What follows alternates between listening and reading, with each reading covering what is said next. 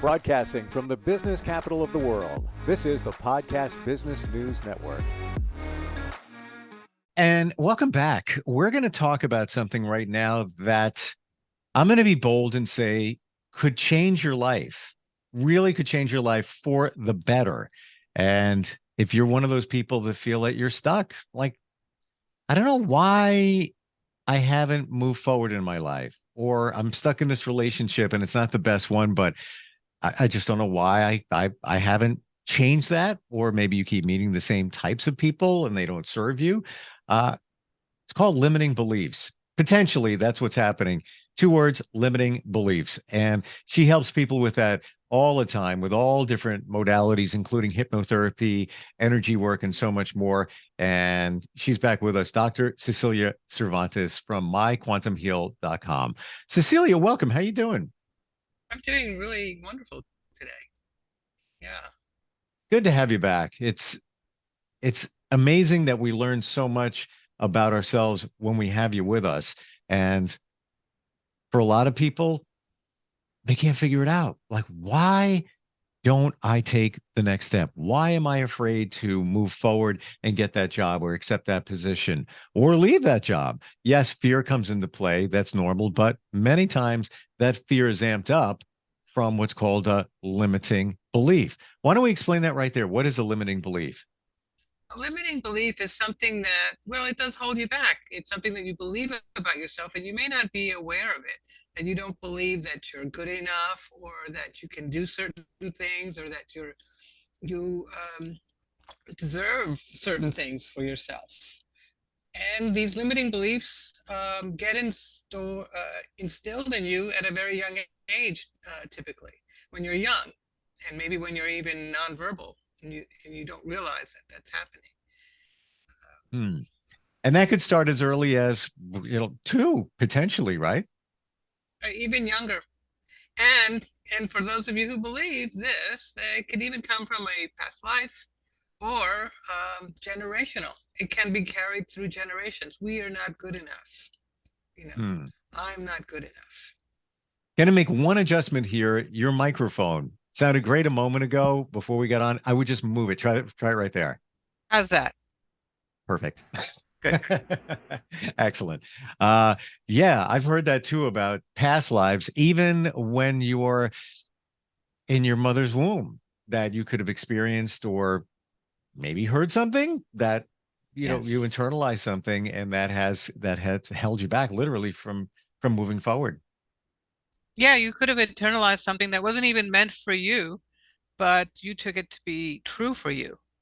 And so it's a belief that you carry subconsciously throughout your life, and you may never know that it's there, but it keeps you from moving forward in certain situations, maybe in your love life, in your health, in your business, anywhere. Hmm.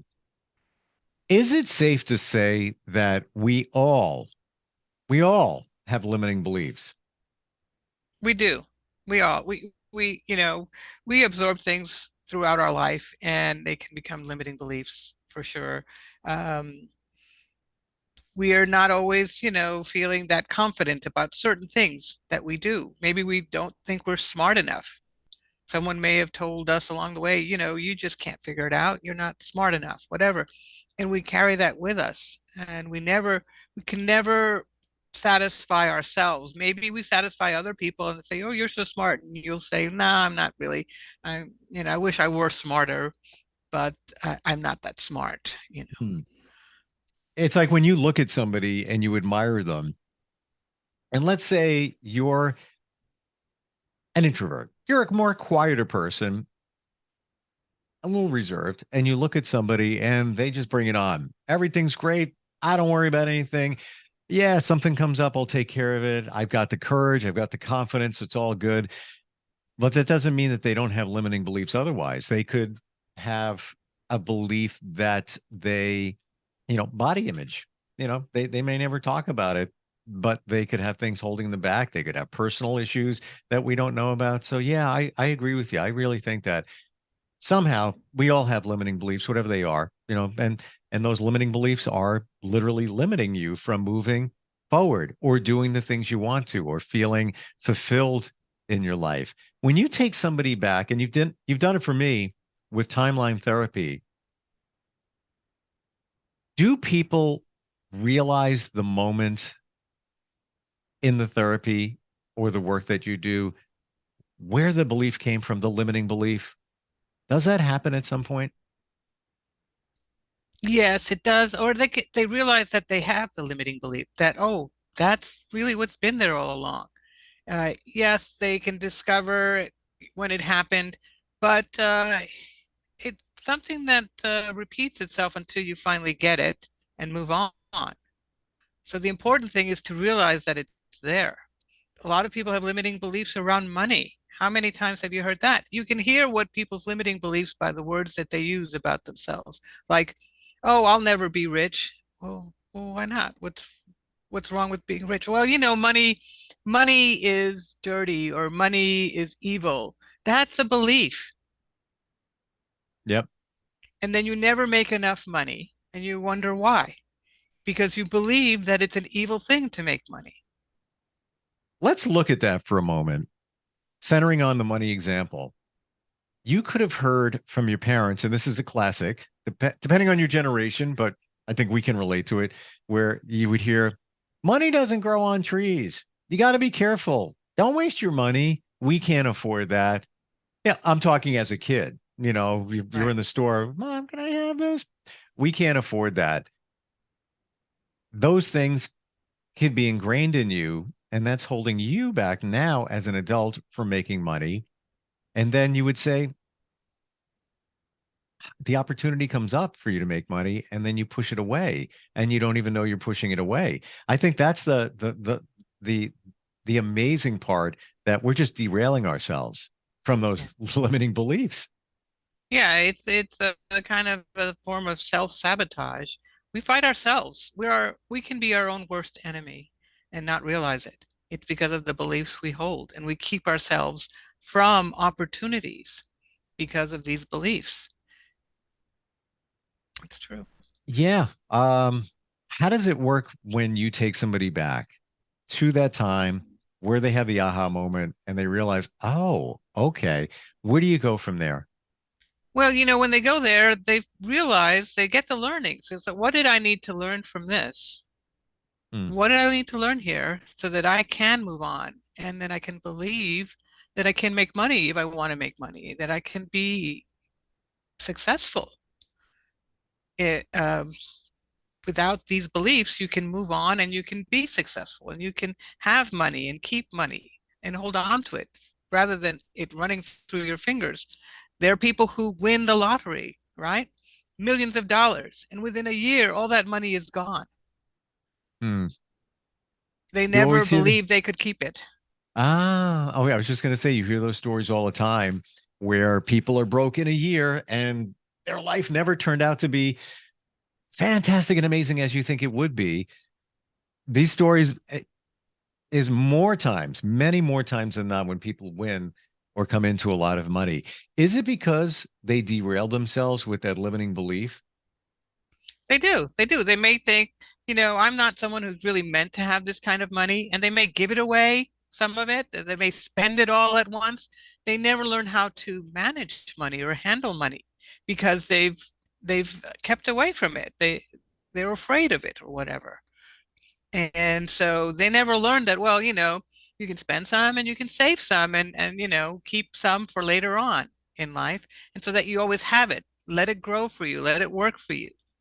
But if money is evil to them or it's money, they're not the kind of people, quote unquote, that are meant to have money, they won't hold on to it. And we're not talking about people lacking financial management skills. We're talking about people that invariably, because of their limiting belief, it's almost like, for those people, that money is a germ. And I gotta stay away from that money. Gotta stay, not consciously. It just happens that way. Where, like you said, they give it away, or they spend it, or they push it away, when obviously you would not want to do that, but they don't even know that they're doing it because of their limiting belief from way back. Exactly. And so there's no balance there. There's a lack of balance in handling and managing money and believing that you can have it and that you even deserve it. If you work Hmm. hard, of course you deserve to keep your money. And you need to learn how to manage money. Money is really energy, and it's an exchange of energy. There's nothing evil about it. People make it evil by the way they use it, perhaps. Hmm. But money in and of itself is not evil. It's not alive. How could it be evil? Well, like you said, it's energy. And I've often heard that you should create a relationship with money. Almost visualize it sitting at your dining room table, and there's a place setting set for it. I know it sounds silly, but No, to it's embrace true. it in that way, psychologically, even when nobody's around, talk to money and feel more comfortable about it. The one thing you made me realize, Cecilia, is when it comes to working on limiting beliefs, I always thought that you needed to be fully hypnotized. And I have been before we met, and it was beneficial in many different ways. But in working with you, I found that you don't have to be hypnotized. If you don't want to be, that's fine. Because you're able to let somebody realize something just by the language that you use and the way we visualize in our mind during a session. Exactly. When you're doing timeline therapy, you're in a light state of relaxation. Hmm. So it might be considered a light state of hypnosis, but you're able to talk back and answer questions. You're not in this deep state of hypnosis. And you know everything that's being said. You're conscious of it. And what we're creating is integration between the conscious mind and the unconscious mind, because the unconscious mind holds all these emotions and beliefs deep inside until you're ready to deal with them. So when they come to the surface now, you're not almost asleep or in a deep hypnotic state, and you're able to consciously integrate it. So there's conscious unconscious integration, which is Hmm. wonderful. You could say that I was in a mild hypnotic state when we worked together. I didn't even realize it. I got to tell you, we were just talking, going back and forth. I have been in a hypnotic state, and I know that sounds for some people like, oh, whoa, whoa. No, I was more plugged into my mind and memories. Why, I don't know. I guess it's the way the person used their language, the practitioner, and that was all fine. It was great. Um, but the way you did it, I didn't even feel like I was even close to that. But I was, because I saw images when you asked me certain things. Like we were working on negative language or negative emotions. I was easily able to see the first time you were sad, the first time you were angry, all of those. It took a little thinking, but I was there. I saw it in my mind. So I guess in a way, I would have been hypnotized in maybe a light, very light state. Is that the norm when you work with somebody? And how do you make that decision? Let's say somebody has a challenge. You realize it's probably a limiting belief. How do you make a decision as to what modality to use for that person? It really depends on how able that person is to associate into their emotions. Some people are very dissociated with their emotions. Hmm. They can't feel very easily. They're kind of a little more robotic or what have you. A lot of people in the tech industry are that way. When you talk to them, they're Very very much logical. in their head. They're very logical. Everything's Yeah. very logical, and you never hear any talk of emotions from them. They don't know how they keep themselves from really delving into their emotions. And it might be a protective mechanism or whatever. It's just the way they were raised. Um, and so, which technique I use depends on whether they can reach those emotions easily or not. Hmm. You don't even have to be in the tech world. You could just be a very closed emotional Yeah, person. yeah. Yeah. Some people are just very much in their heads. It's not easy for them to know what they're feeling. They just don't live there, and there's nothing wrong with that. course, but Yeah. do need to know what are the emotions that are prominent, um, that are keeping you from moving forward in your life with your emotions, with your limiting beliefs. Some limiting beliefs are attached to certain emotions as well. So we need to know what's there that's keeping you back. Can you give an example of a limiting belief that's attached to emotion? Let's see. Um, Attached to an emotion, well, something like I'm not, hmm,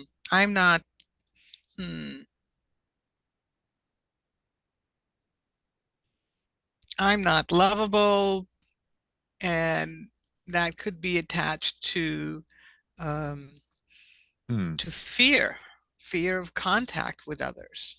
You know, fear keeps us from many things, and so that if you want to not be connected to people, it could be a belief that you're not lovable, and so you're not good in relationships. Interesting that you said that. It's a cliche that guys have commitment phobia. They're afraid to commit sometimes in relationships. That can be a limiting belief right there. Mhm. Maybe they suffered a loss when they were a kid. Maybe a parent passed away. This is all hypothetical. And they're afraid of getting deeper involved because they're afraid they could lose it, that person. And that could be a Exactly. limiting belief there for commitment. Or they could have been abused, or they could have been abandoned, and they never want to be that vulnerable again. True. If I fall in love with someone and they leave me, that could destroy me. I don't want to go there. Hmm. Yeah, there's so many of them, and you must have dealt with lots of them in working with people. Anything stand out in your mind, a limiting belief that somebody had? Again, this is all, yeah, confidential. We don't name anybody, but anything in your Right. mind that somebody had a limiting belief? Well, this is one that also a lot of people have. It's like I can't lose weight. I can't lose weight. I've had several people like that, and one person who believed that he was meant to, because of his genetics, he wasn't ever going to lose weight, and he was told that you'll always be fat, Wow. which it wasn't true. And at one point in his life, he went off to a camp for a few weeks, and he lost a bunch of weight, and he looked great. He was exercising, he was eating right, and so it wasn't true, and he had proved it to himself, but he still continued to hang on to that belief until we worked it out. It's like you can be whoever and whatever you want to be, but you have to believe it. Yeah. Yep. Yep. And if something's standing in the way, you're not. I mean, there's just no way you can get past that. How long does it usually take? I know this is probably a question you get a lot of times, but working with somebody to ensure that you've taken that limiting belief out of them, is it, I'm sure it can be in one session, but what's the average in terms of the number of times somebody has to work with you to really eradicate that negative belief? Well, number one, they have to really want to get rid of it. So there's that. You really want to deal with this and to solve it once and for all and move on in your life. If you have any secondary gain around any of these beliefs, then it may not go away. But generally, what I recommend with people is to do a full breakthrough session, which could take up to 10 hours. And that could be divided up into various visits. Hmm. But we go down every alley, we look at everything. I spend a lot of time talking with them, and through their language, I can tell, where they're at with these things. And have we fully dealt with it? And there's tasking involved also. We're creating new habits, and we have to be dedicated to take the action to continue those new habits as well, you know. When you said secondary gain, what do you mean by that? Well, that they get something out of it, you know. Hmm. Uh, it may be a relationship, you know. Uh, if you are needy, some people will stick around because they feel like they should be taking care of you. And then So that's a little bit of secondary gain. It's like, I'm not going to get better, because if I get better, then I have to, you know, I may have to go out and work and make my own money or whatever, or I have to, if I get so much better with my health issue, I may have to come off disability, and then I'm not getting that money uh, from the government anymore. And I've got to really be on my own and take responsibility. And so those are secondary gains.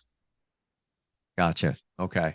So it really, what it sounds like you're saying, Cecilia, it has to be a sincere, genuine want to move forward with something. There can't be something else connected to it. Exactly. Hmm. You have to Okay. want to move forward and feel that you are really done with that, and that you are going to take the action. Sometimes we get lazy, I don't want to have to, now I have to go to work like everyone else, or whatever, or this person, isn't going to be there to provide me with money or support of some kind. So Right. people stay in relationships for the wrong reasons, and sometimes those relationships are abusive. Yep. Yep.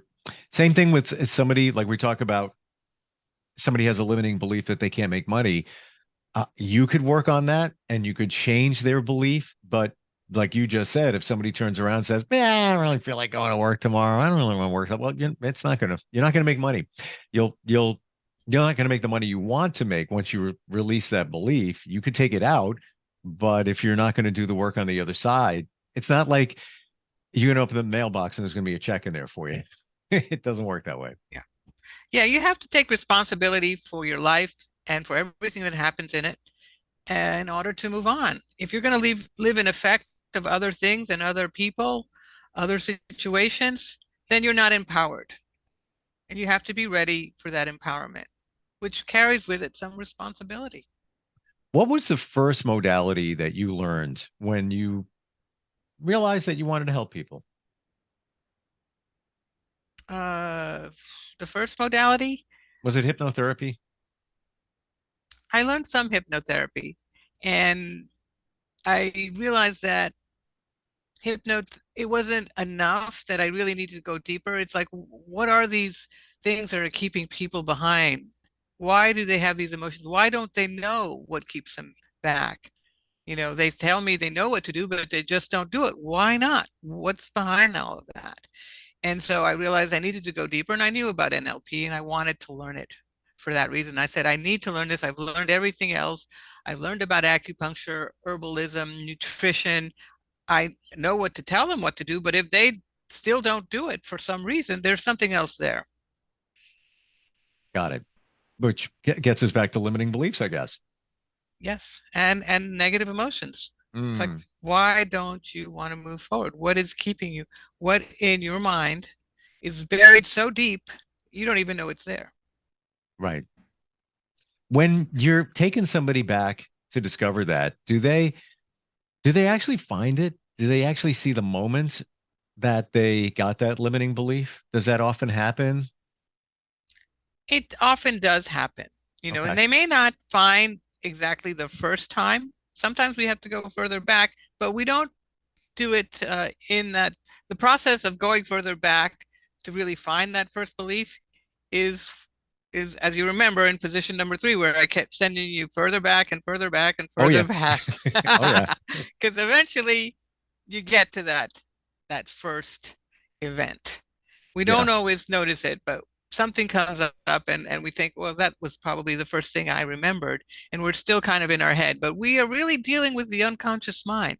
The unconscious mind holds all these events, and it's buried so deep sometimes you don't always see it. You don't always see it, but if we have you travel further back in your timeline far enough, you will capture it. It's like throwing a big net. Yeah. Well, when you did it in what was called position 3 in timeline therapy, you had me going back and back and back. I got to a point where I didn't see anything else that was the starting point of that negative emotion that we were working on at that moment. Was that the first one? I think so, because I don't see any others. But I would have to believe it is if I'm not seeing others there, within my timeline. Yes. And the important thing is to get there one way or the other. This process allows you to trust your unconscious mind, trust yourself. We are integrating the conscious unconscious mind. And Mm. through that integration process, we get access to the higher conscious mind. That's the important thing.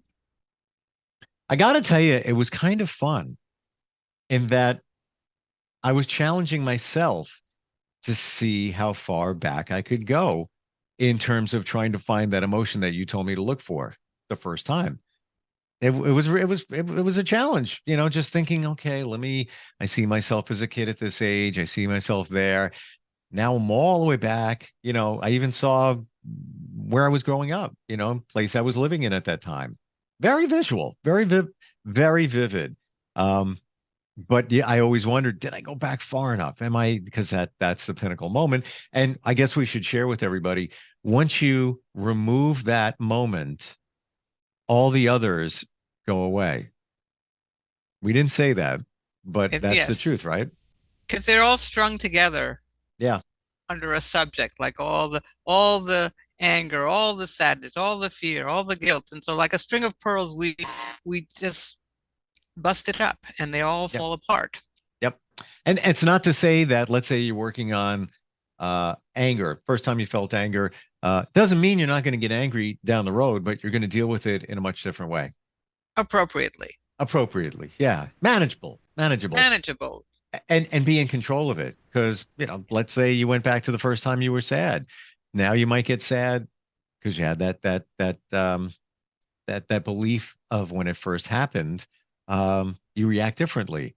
For me, I guess time tells. You don't know until you confront it again. But I truly feel it was beneficial from you taking me back. It was like super cool. I tell everybody. I'm telling you now.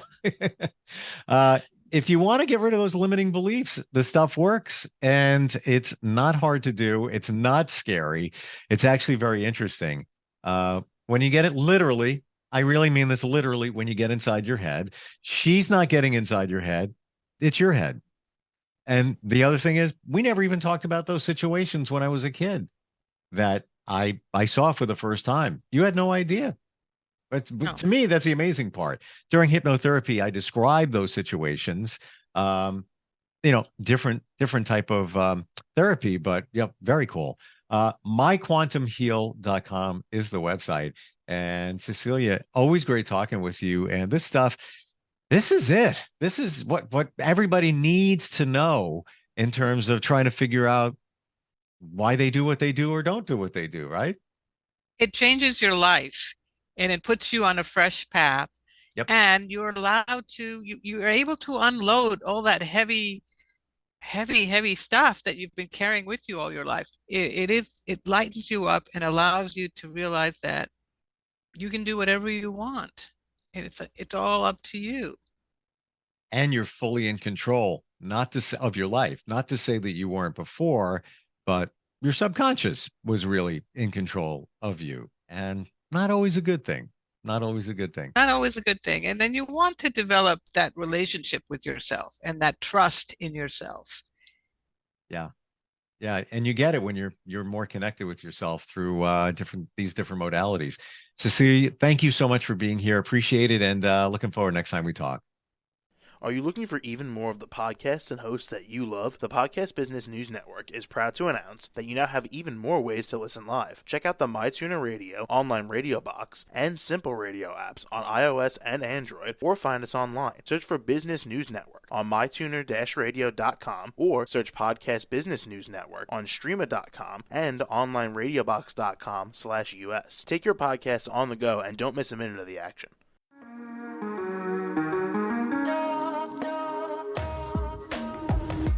Broadcasting from the business capital of the world, this is the Podcast Business News Network. For nearly 2,000 severely injured veterans, everyday life has become filled with barriers. Day-to-day simple tasks can become pretty daunting. I have to carry my chair up 2 flights of steps or have somebody do it for me. What scares me the most is just the falling. when I'm struggling with my house, I think, to have that one great barrier just knocked down, I mean, it's crucial. Home for Our Troops is a wonderful nonprofit that builds a Mortgage-free, fully adaptive, handicap-accessible house. And there's no catch. It'll be our very first home that we've ever owned. This is a game changer. This is where your life begins again. We need you to join us in completing this important mission. Please visit hfotusa.org and help build homes and rebuild lives. Because of you, everything's going to be okay.